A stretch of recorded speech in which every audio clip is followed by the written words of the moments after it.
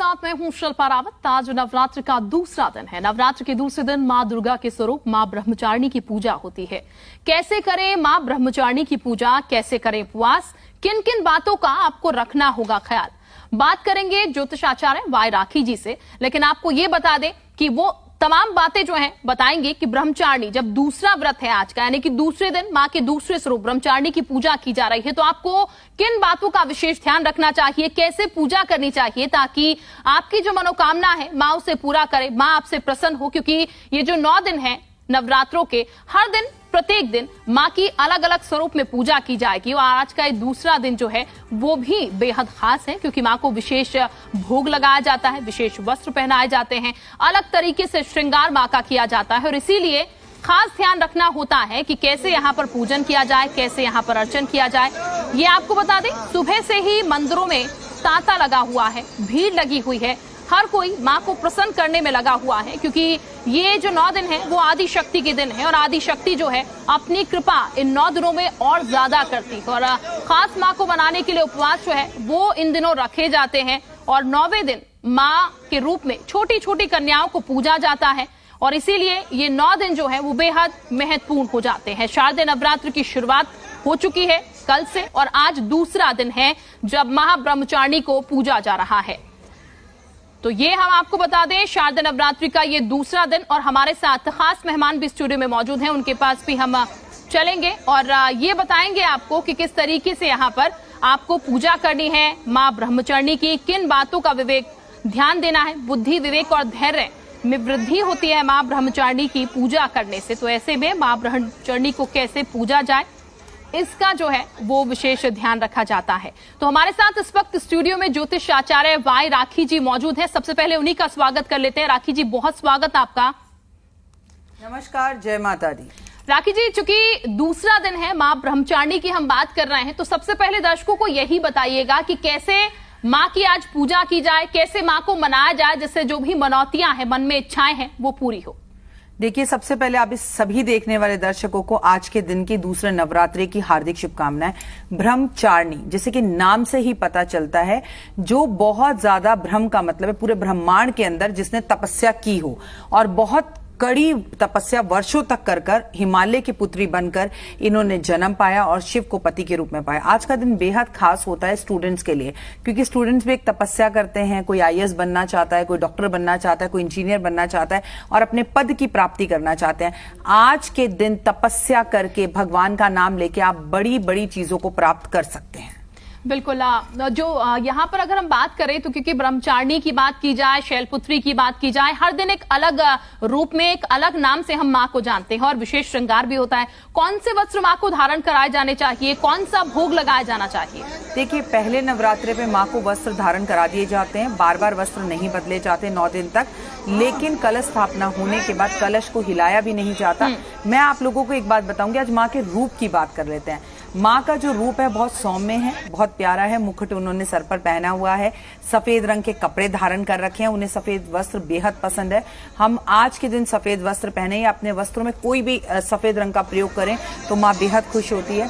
और माँ के एक हाथ में जप माला है और एक हाथ में कमंडल है। माँ बेहद ही ज्यादा एकदम सौम्य और शांत है। इतनी ज्यादा तपस्या करने के बाद उनके अंदर एक अलग सी शक्ति है। कहते हैं आज के दिन जो ब्रह्मचारिणी की पूजा करता है, उसकी जीवन की जो तपस्याएं होती हैं वो खत्म हो जाती हैं। थक चुके हैं आप, संतान की प्राप्ति नहीं हो रही, लाख कोशिश के बाद भी विवाह नहीं हो रहा, तो आज माँ देवी की पूजा करने से और मात्र उनके दर्शन करने से और माँ ब्रह्मचारिणी देवी नमः का जाप करने से आपकी हर मनोइच्छा पूर्ण होगी। ओम ह्रीं क्लीं चामुंडाय विचा का भी जाप आज जरूर करें, क्योंकि माँ के हाथ में जप माला है। और जप माला क्या बताती है कि तू जप कर, मतलब आज ध्यान धरकर आप सब कुछ पा सकते हैं। बिल्कुल। अब हम ये भी जानना चाहेंगे राखी जी, चूंकि उपवास 9 दिन हम करते हैं, लेकिन कई बार ऐसा होता है कि भूल चूक जो है वो हमसे हो जाती है, तो किन बातों का विशेष ध्यान रखना चाहिए जब इन 9 दिनों में हम माँ को पूज रहे हैं, माँ के नाम के उपवास कर रहे हैं? देखिए, आप पूजा जब माँ की कर रहे हैं तो एक बात का विशेषकर आपको ध्यान रखना है कि आप किसी और के घर का अन्न ना खाएं। हमारा क्या होता है कि हम ऑफिस जाते हैं, कुलीग्स कुछ ला रहे हैं, हम उनका खा रहे हैं, वो हमारा खा रहे हैं। अब आप व्रत रख रहे हैं तो अपने घर का अन्न खाएं, नहीं तो आप जिसके घर का अन्न खाएंगे उसको सारा फायदा लग जाएगा। तो आप अपने घर से जब निकलें तो अपना भोजन लेकर निकलें, इस बात का विशेष ध्यान रखें। बार बार ना खाएं, इसका ध्यान रखें। और जो भी खाएं पहले भगवान को भोग लगा के या उसके समक्ष उसको देकर, किसी छोटी कन्या को देकर, उसके दर्शन कर उसे देकर स्वयं भोजन करें तो अच्छा होगा।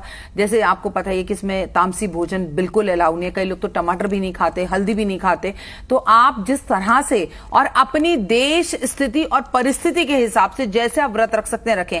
अब मैं कनाडा में रहने वाले लोगों के साथ बहुत सारे एक्सक्यूज करूं, क्योंकि बहुत से लोगों को ऑफिस में ही खाना मिलता है कि आप अपने घर से ही लेके जाना, तो ये पॉसिबल नहीं है। तो आप देश काल क्षेत्र के हिसाब से जिस परिस्थिति में है उस परिस्थिति में व्रत को रखें। बहुत कंडीशंस मां नहीं कहती। मां को जगदम्बे, शेरा वाली, मेरा वाली कहकर पुकारा जाए, it is more than enough. बिल्कुल राखी जी, चूंकि दूसरा दिन है और जैसा कि आप भी बता रहे हैं, हर एक दिन की अपनी महिमा है और हर दिन में पूजा अर्चना का विधान तो लगभग कह सकते हैं सेम हो सकता है, लेकिन क्या कुछ और चीजें भी इंडल्ज होती हैं इसमें जो हम कर सकते हैं यहाँ पर माँ को और प्रसन्न करने के लिए? हर दिन अलग भोग होता है, हर दिन अलग पुष्प होता है, हर दिन देवी का अलग रंग होता है, हर दिन अलग ग्रह होता है। कल हमने बात की थी कि शैलपुत्री जो है वो चंद्रमा से जुड़ी हुई होती है, तो चंद्र को अच्छा करने के लिए आप उनकी पूजा करें। लेकिन अगर ब्रह्मचारिणी की बात करें तो वो मंगल के ग्रह से जुड़ी हुई होती हैं और अपने मंगल को अच्छा करने के लिए आपको इनकी पूजा करनी चाहिए। इससे आपको बहुत लाभ होता है। आज की देवी की अगर बात की जाए, मैंने बताया उन्हें सफेद वस्त्र बहुत पसंद है। आप देवी की आज के दिन प्रतिमा भी देख लीजिए तो वो आपको सफेद वस्त्रों में दिखाई देंगी। बहुत ही जाप करा है उन्होंने अपने जीवन में इस जगह को प्राप्त करने के लिए। दूसरा, अगर आज के भोग की बात की जाए तो मां को आज सफेद चीजों का भोग लगाया जाता है, लेकिन सबसे उत्तम भोग जो आज मां को लगाया जाता है वो है शक्कर, यानी चीनी का भोग लगाना। और छोटी छोटी बच्चों के बीच में 1-1 किलो 1.5 किलो चीनी के पैकेट बांटना अति अधिक अनिवार्य है। बिल्कुल राखी जी, चूंकि जैसा कि आपने शुरुआत में बताया कि माँ को सफेद रंग बहुत प्रिय है, सफेद रंग पहनते हैं तो बहुत बेहतर होगा। ऐसे में हर प्रत्येक दिन कोई रंग होगा माँ का और अलग वस्त्र धारण किए जाते होंगे, इनका कितना महत्व है? अगर आप ये धारण करते हैं इसका कितना ज्यादा इंपैक्ट पड़ता है आपकी पूजा पर भी और जो भी आपकी मनौतियां आप मांगते हैं उस पर? बेटा, आपने बहुत अच्छा सवाल पूछा। सबसे पहले तो एक बात जानिए, हम कुछ इस युग के अंदर आ गए हैं जहां पर सिंदूर लगाना शादीशुदा महिलाएं जो हैं वो एक शर्म महसूस करते हैं। अच्छा, हम शादीशुदा हैं, हमें ये बताना ही नहीं है। तो आपको बता दूं, इस 9 दिन में अगर आप विवाहित हैं तो सिंदूर अनिवार्य तौर पर लगाएं। आप कपड़े कुछ भी पहने बट उनका रंग लाल रंग होना चाहिए, वो अनिवार्य है। ये बात समझिए। आप इन दिनों में काले और नीले रंग के कपड़े नहीं पहन सकते, बाकी आप किसी भी रंग के कपड़े धारण कर सकते हैं। आप हरे पहनिए, आप पीले पहनिए। माँ को बेहद ज्यादा पसंद है ये सारे रंग, तो आपको बहुत लाभ होगा इन कलर से। लेकिन सबसे बेहतर होगा कि हर देवी का एक रंग है, आप वो पहने। और अगर आपके पास, देखिए, हर किसी की स्थितियां अलग होती हैं। एक रंग कॉमन है, दैट इज रेड कलर। लाल रंग की चूड़ी, लाल रंग का चोला, लाल रंग की चुन्नी, लाल रंग के कपड़े आपको पूरे 9 दिन पहनने। और इसका महत्व इतना है, लाल रंग अपने आप में एक एनर्जी का रंग है, ताकत और व्यवहार का रंग है, और आपको बहुत सारे आपके जो पूरे शरीर में चक्र हैं वो सारे एक्टिवेट होते हैं। बिल्कुल, यानी कि ये जो विशेष बातें राखी जी आपको बता रहे हैं, इनका विशेष ध्यान आपको रखना है और निश्चित ही आपकी जो मनौतियां हैं वो पूर्ण होती हुई नजर आएंगी यहाँ पर। राखी जी, चूंकि जैसा कि आपने शुरुआत में भी कहा था, बहुत सारी इच्छाएं हर किसी के मन में, किसी की शादी नहीं हो रही, किसी को पुत्र या संतान प्राप्ति नहीं हो रही है, इनके लिए इन 9 दिनों में कोई विशेष उपाय क्या कर सकते हैं जिससे उनकी इच्छाएं जो है वो जल्द पूरी हो जाए? पूरे 9 दिन माँ को कमल का फूल अर्पण करें। संभव हो ना हो, हर किसी के घर के पास नहीं मिलता, आप गुलाब का फूल अर्पण करें, आप गुड़हल का फूल माँ को अर्पण जरूर करें। जैसे आज की देवी के लिए मैंने आपको बताया कि बरगद के पेड़ पर चढ़ जाइए और वहां से वहां का पुष्प तोड़कर लाइए, और आपकी कोई भी मनोकामना सिद्धि है तो आज आप बरगद का पुष्प माँ को अर्पण करके अपनी मनोकामना बोले, निश्चित ही आपको वो मनोकामना पूर्ण होती हुई दिखाई देगी। फर्दर फ्यूचर आप लाइफ में अगर आगे बढ़ना चाहते हैं तो दुर्गा सप्तशती, दुर्गा कवच का पाठ जरूर करें। भले ही आपने अपने घर में कलश ना बिठाया हो, भले ही अखंड ज्योत ना जलाई हो, लेकिन छोटी छोटी कन्याओं के बीच में टॉफी, चॉकलेट्स बांटना बहुत जरूरी है। पूरे इस 9 दिन में 16 श्रृंगार करना जरूरी है। आपके हाथ में चूड़ियां जरूर होनी चाहिए, सुहाग की होनी चाहिए, और आपके हाथ में सोने के जेवर होने चाहिए। आपके पास हैं तो पहने, नहीं तो चांदी है चांदी पहनिए। मतलब आप खुद एक देवी का रूप बनकर रहे हैं तो आपके घर में एक पॉजिटिविटी वाइब्रेशंस जो है वो आएंगी। और कोशिश कीजिए सुबह जल्दी उठें और रात को जल्दी सोएं। और आप जब भी भगवान के लिए कुछ पाठ करें, जाप करें, तो उसमें दीपक जरूर जलाएं। सुंदर दीप घी भरकर करूं आज तैयार, ज्ञान उजाला मां करो मेटो मो अंधकार, चंद्र सूर्य की रोशनी चमके चमन अखंड, सब में व्यापक तेज है ज्वाला का प्रचंड। ये ज्वाला जगजननी मेरी रक्षा करो हमेशा, दूर करो मां अंबिके मेरे सभी कलेशा। श्रद्धा और विश्वास से तेरी जोत जगाऊं, तेरा ही है आसरा, तेरे ही गुण गाऊं। बिल्कुल, श्रद्धा चाहिए बस माँ के लिए, और माँ अपने आप आपकी मनौतियां जो है वो पूरी कर देंगी। एक सवाल मेरा अपना भी है जो मेरे मन में भी है, और शायद बहुतों के मन में होगा, जो अक्सर हम सुनते हैं कि जब 9 दिन की हम जोत जगाते हैं तो घी की हम जोत जगाते हैं, लेकिन कई लोग ऐसा भी कहते हैं कि आप क्योंकि कॉटन की जोत जगाते हैं, लेकिन ऐसा भी कहा जाता है कि माँ के जब नवरात्रे होते हैं तो आप कलावे की जोत जो है वो जगाए। इस डाउट को जरा मैम क्लियर कर दीजिएगा। देखिए, आपके पास मैंने कहा क्षेत्र और जगह और परिस्थिति के हिसाब से जो चीज हो उसकी जोत जलाएं, लेकिन कायदे से जो दुर्गा पुराण के अंदर लिखा है कि हमें क्या जोत जलानी चाहिए, तो उसके लिए आप क्लियर कर दीजिए कि माँ को लाल कलावे की जोत ही अत्यधिक प्रिय है।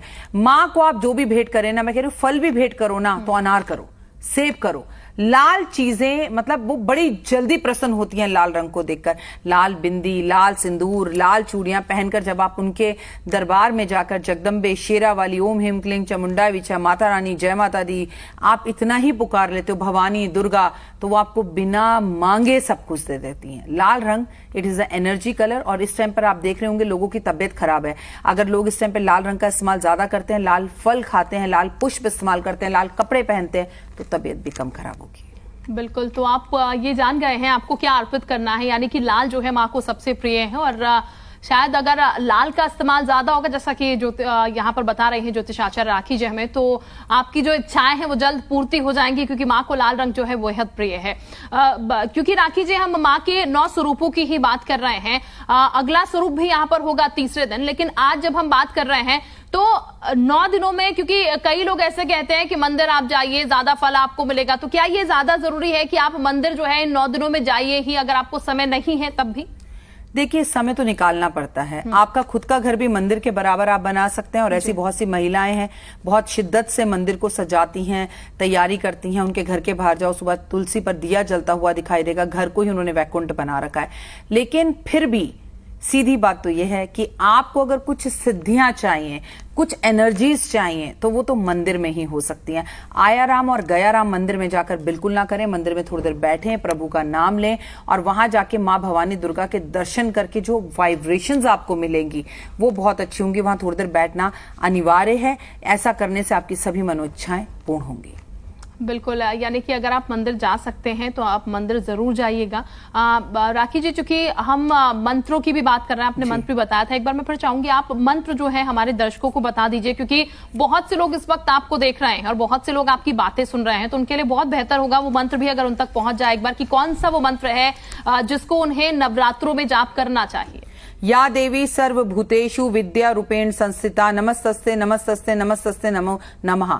आज सारे स्टूडेंट्स को ये मंत्र करना है, क्योंकि मैं आपको बता दूं, अगर आप वाकई में स्टूडेंट है और बार बार एक नंबर से रह जाते हैं, आपका कॉन्फिडेंस लूज हो गया है, तो आज की ये जो दाती है, आज की जो ये देवी है, आपको इतना जबरदस्त एनर्जीज देंगी, इतनी पावर देंगी, क्योंकि इन्होंने खुद शिव को पूरे ब्रह्मांड के अंदर तपस्या कर कर ब्रह्मचारिणी, चारणी मतलब होता है तपस्या करने वाली, तपस्या को प्राप्त किया है। तो आज के दिन ये मंत्र जाप जरूर करें। अगर आपको धन की प्राप्ति चाहिए तो ओम हेम क्लीं चामुंडा विचा का जाप जरूर करें। अगर आपको अपने जीवन के अंदर हेल्थ अच्छी चाहिए तो गायत्री मंत्र का जाप जरूर करें। अगर आपका अपने घर का सपना है तो ओम नमो भगवते वासुदेवा का जाप जरूर करें। अगर आप अपने घर के अंदर किसी भी तरह के कोर्ट कचहरी कलेशों से परेशान हैं तो शिव चालीसा के साथ आज हनुमान चालीसा जरूर करें। और सबसे बड़ी बात, हेलो हाय छोड़िए, जय माता दी बोलिए। बिल्कुल, जय माता दी बोलिए। और वाकई में सुबह जब आप मिलते हैं तो हेलो हाय करते हैं, लेकिन बहुत सही बात मैम ने की, नवरात्रि चल रहे हैं तो जय माता दी कीजिए, माता का नाम भी आप जपते रहेंगे यहाँ पर। हमने राखी जी बात ये करी कि उपवास में गलती क्या नहीं करनी चाहिए, लेकिन इसका कितना ज्यादा महत्व है कि आपको उपवास रखना चाहिए, क्योंकि अमूमन ऐसा भी होता है कि हम कहते हैं कि माँ को याद कर लिया इतना बहुत है, उपवास रखना जरूरी नहीं है। कई बार कई केसेस में ऐसा भी होता है, तो कितना जरूरी मैम होता है कि अगर आप उपवास रखेंगे तो बेहतर होगा? अगर तन मन धन, यानी कि आपका तन, आपका मन और आपकी जेब व्रत रखने के लिए अलाउ करती है तो ही व्रत रखें। अगर लोगों से उधार पैसे लेकर व्रत का खाना लाना पड़े तो व्रत बिल्कुल ना रखें। वैसे तो व्रत जो शास्त्रों में कहे गए हैं, आज की तारीख में इतनी बीमारियां और कोविड के बाद लोग व्रत रख ही नहीं सकते, कुछ नहीं खाना चाहिए कायदे से। व्रत का मतलब है उपवास, हर चीज का उपवास। आप पानी ले सकते हो, आप दूध ले सकते हो, पर मुश्किल है इस तरह के व्रतों को रखना। तो आप पूरे दिन के अंदर व्रत की नमकीन खाएं, व्रत के चिप्स खाएं, फल खाएं, ड्राई फ्रूट्स खाएं, एक बार तसल्ली से बैठकर भवानी दुर्गा का नाम लेकर खाएं। और व्रत रखना बहुत अच्छा होता है, बहुत ही उत्तम होता है। हमारे शरीर को आराम मिलता है, क्योंकि देखिए नवरात्रे साल में 4 बार आते हैं और 2 बार गुप्त और 2 बार इस तरह के नवरात्र आते हैं। एक बार नवरात्रे आते हैं तो गर्मी आती है, और अगर अभी के नवरात्रों के शारदीय नवरात्रों की बात की जाए तो सर्दी आती है। ऐसे में एकदम से मौसम बदल रहा होता है, तो अगर हम अपने शरीर को थोड़ा सा उपवास दे देते हैं, खाना कम कर लेते हैं, हल्का और लाइट खाना शुरू करते हैं, तो यकीनन बीमारी से हम बच सकते हैं। बिल्कुल। राखी जी, चूंकि एक दिन में कहते हैं कई 3-4 प्रहर लगभग होते हैं पूजा के, कई बार ऐसा होता है कि जब आदि में हम सुबह जो है पूजा पाठ नहीं कर पाते हैं और फिर जब आप वापस जाते हैं तो आप पूजा पाठ कर सकते हैं। तो ये कौन कौन से समय हैं जिस वक्त आप माँ का ध्यान कर सकते हैं या फिर माँ को पूछ सकते हैं? मैं आपको ये भी बताती हूँ, और आगे की हमारी कल की कथा रह गई थी, वो कथा भी आपको बताऊंगी। लेकिन सबसे पहले आपने बहुत अच्छा सवाल पूछा, कौन से पहर में पूजा कर सकते हैं। नवरात्रों की विशेषता ये है, नवरात्रि, मैं नव दिन नहीं कह रही हूं, तो नवरात्रों में सुबह 4 बजे से लेके अगले दिन सुबह 4 बजे तक 24 आवर्स आंख बंद करके आप भवानी दुर्गा की पूजा कर सकते हैं। पहले आप ये समझिए कि वो माता रानी नहीं है, आप ये समझिए वो आपकी माँ है। क्या आपको अपनी मम्मी को फोन करने के लिए पहर देखना पड़ता है? क्या आपको अपनी मम्मी से किसी बात को डिस्कस करने के लिए सोचना पड़ता है? तो आप ये सोचिए, मेरी मम्मी की भी वो मम्मी है, माँ है, दुर्गा है, भवानी है, और माँ के दरवाजे पर जाने का कोई टाइम नहीं होता। लेकिन एक बात तो है, अपने घर, अपना पति, अपना बच्चा, अपना काम, अपना सब देखने के बाद अगर आपको दुर्गा भवानी याद आएंगी तो क्षमा कीजिएगा, उनके पास भी जब टाइम होगा वो अभी आपको तभी याद करेंगे। सर्वप्रथम भगवान को मनाइए, सुबह उठते ही कबूतरों को बाजरा, गाय को रोटी, कुत्ते को दूध, चींटियों को खाना दीजिए, 5 लोगों को भोजन कराकर ही भोजन कीजिए। इसका मतलब है जीव जंतुओं को जो आपके घर के आसपास आपके पड़ोसी बनकर रहते हैं और वक्त आने पर आपकी मदद भी करते हैं, आपको संकेत देते हैं अच्छे और बुरे के। तो आपको जब भी व्रत रखना है या आपको कभी भी ईश्वर की पूजा करनी है, आप जब मर्जी कीजिए, कोशिश कीजिए व्रत नहीं भी रखा तो भोजन किए बिना ही पूजा करें, नाश्ता किए बिना ही पूजा करें। रात्रि में डांडिया भी जरूर खेलें। बिल्कुल। तो देखिए, रात में डांडिया भी आप खेल सकते हैं और सेहत भी आपकी से दुरुस्त रहेगी, जैसा कि राखी जी बता रही हैं कि डांडिया भी जरूर खेलिए। राखी जी, चूंकि हम माँ की साधना की बात कर रहे हैं, माँ की आराधना की बात कर रहे हैं, जैसा कि आपने जिक्र करा यहाँ पर कि आप पूजा पाठ करिए, लेकिन आप माँ को पहले याद कीजिए। लेकिन वो स्थिति भी मैं आपसे जानना चाहूंगी, कई बार ऐसा होता है कि आप सब काम काज छोड़कर सिर्फ आराधना में ही ध्यान देते हैं, तो माँ तो ये भी कहती है कि आप घर बार भी देखिए। तो ये भी कितना जरूरी है कि आप 3 घंटे सिर्फ पूजा आराधना में ही ना दें, माँ को जरूर याद कीजिए, ये तो बहुत जरूरी है, लेकिन आप घर बार छोड़कर सिर्फ 3 घंटे माँ को देखिए, ये जरूरी है? सारा काम करते रहिए और माँ का नाम लेते रहिए। अब आप बच्चों का लंच बना रहे हैं, ओम ह्रीं क्लीं चामुंडाय विच्छा, आप माँ का खाना बना रहे हैं, जय माता दी, जय माता दी, खाना भी अमृत हो जाएगा, उसमें आपका मंत्र जाप चला जाएगा, सिद्ध हो जाएगा। आप अपना काम कर रहे हैं, अपने फोन पर माँ दुर्गा चालीसा चला दीजिए, उसे सुनते रहिए, माँ के भजन चला दो, बड़ा प्यारा सजा है तेरा द्वार भवानी है, उसे सुनते रहो, उसके साथ गाते रहो, हो गई ना। कौन कह रहा है बैठकर आराधना अर्चना करो? आप स्टूडियो में सब खड़ी हुई हैं, जब मैं बोल रही हूँ आप मंत्र पढ़ लीजिए, जब आप बोल रहे हैं तब मैं मंत्र पढ़ रही हूँ। ऐसे ही पूजा होती है, चलते फिरते उठते गाते, आपके जहन से ईश्वर नहीं जाने चाहिए। बिल्कुल। मैम, उपवास की जब हम बात कर रहे हैं तो उपवास के खाने की भी थोड़ी सी बात कर लेते हैं। ये जो फलाहारी हम खाते हैं, फलाहारी में क्या क्या चीज आप ले सकते हैं? और कई बार हमने ऐसा भी देखा है कि कुछ लोग जो है फलाहारी नहीं खाते, अन्न खाते हैं, तो ये इसका अंतर भी जरा बता दीजिए, कितना जरूरी है कि आप फलाहारी ही खाएं या फिर अगर आप खाना खाते हैं तो वो भी ठीक है? कोई जरूरी नहीं है कि आप फलाहारी खाएं। कई लोग लौंग पे व्रत रखते हैं, कई लोग दूध पे व्रत रखते हैं, कई लोग पानी पे व्रत रखते हैं, कई लोग जूस पे व्रत रखते हैं, कई लोग फलहार पे रखते हैं, कई लोग अन्न पे रखते हैं। हम तो सिर्फ ज्योतिषाचार्य हैं, हम आपके परिवार से नहीं हैं, लेकिन आपके परिवार से आपके बड़े बुजुर्ग जो हमसे भी ज्यादा समझदार हैं, वो आपको जो करने के लिए कह रहे हैं वो करिए। हर किसी का अपने एक रूल और एक नियम होते हैं। किसी के यहाँ पे रक्षाबंधन बनाया जाता है, किसी के नहीं बनाया जाता, किसी के यहाँ पर अष्टमी पूजी जाती है, किसी के यहाँ नहीं पूजी जाती, नौमी पूजी जाती है। हर किसी के अपने घर के रूल हैं। तो आपके बड़े बुजुर्ग जो कह गए हैं वो करिए। अगर आपकी सासू माँ कहती है अन्न खाइए तो अन्न ही खाइए, फलहार खाइए तो फलहार ही खाइए। लेकिन व्रत चाहे किसी भी चीज का रखिए। आप अगर व्रत रखकर पूजा करके गाना गा रहे हैं, मैं भूखी हूं, मैंने व्रत रखा है, मैंने ये किया है, मैंने वो किया है, मेरा ध्यान रखो, मुझे घुमा कर लाओ, तो ये सब बेकार की बात है। फिर आप भगवान की पूजा नहीं ढोंग कर रहे हैं। तो वो ढोंग करने की जरूरत नहीं है। मन से पूजा को कीजिए तो वो ज्यादा बेहतर होगा, क्योंकि कई घरों में महिलाएं इस तरह की हरकतें करती भी दिखती हैं। तो ये ना करें। आज की कथा की बात कर लेते हैं। कल हमने आपको कथा सुनाई थी कि अपने पति शिव के कहने पर भी पार्वती मां मानी नहीं और अपने पिता दक्ष के घर चली गई, और उनको वहां पर जब अपने पति की बुराई सुननी पड़ी तो उन्होंने हवन कुंड में कूदकर अपनी जान दे दी। अब जब शिव वहां आए तो शिव उनको उठाकर अपने साथ ले गए, लेकिन अब पार्वती तो इस दुनिया में नहीं रही। फिर पार्वती ने कुछ सालों बाद दोबारा से हिमालय की पुत्री बनकर, पहले दक्ष की पुत्री थी, अब ध्यान दीजिएगा, अब हिमालय की पुत्री हैं, उन्होंने जन्म लिया। और जन्म लेने के बाद एक दिन उनके पिताजी ने नारद जी को बुलाया और बोला मैं अपनी बेटी के विवाह करना चाहता हूं विष्णु जी के साथ, तो तुम क्या मेरा रिश्ता विष्णु जी के पास लेके जाओगे? पार्वती मां ने ये बात सुन ली और वो बहुत परेशान हो गई। उन्होंने अपनी सहेली से जाकर कहा मैंने जब से जीवन लिया है मैंने शिव को ही अपना पति मान लिया है और मेरे पापा मेरा विवाह जो है वो करना चाहते हैं विष्णु जी के साथ, तो मैं ये घर बार छोड़कर जो है जंगलों में जाकर रह रही हूं। और इस पर नारायण नारायण करने वाले नारद जी ने और जो है आग में घी डाल दिया और बोले तुम जाके जंगलों में छुप जाओ और जाकर तपस्या करो, तुम्हारे पिताजी तुम्हें ढूंढते रहेंगे। और पार्वती मां जंगलों में चली गई।